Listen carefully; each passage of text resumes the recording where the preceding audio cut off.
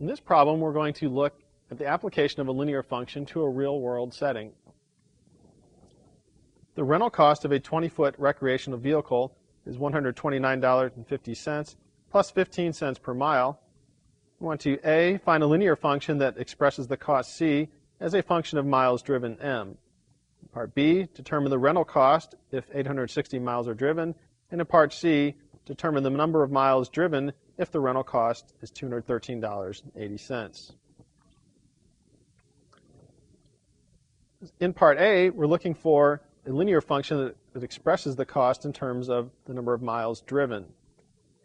If we think that our total cost is always equal to our fixed cost plus our variable cost,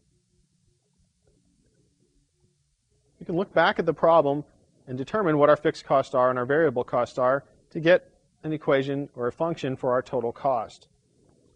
We're writing a function C in terms of the number of miles driven M. For fixed costs, we look back and see that the rental cost is $129.50. That's fixed.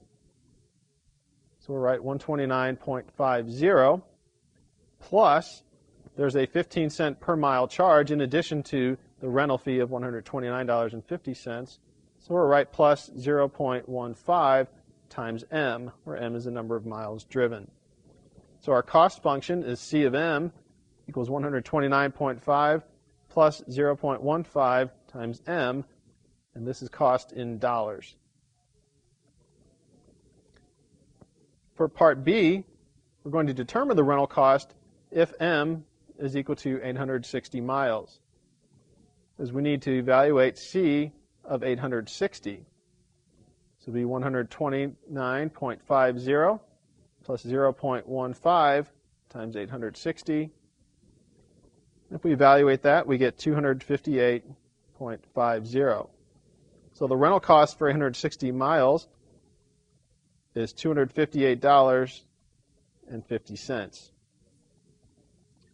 In our last part C, we want to determine the number of miles driven if the rental cost is $213.80.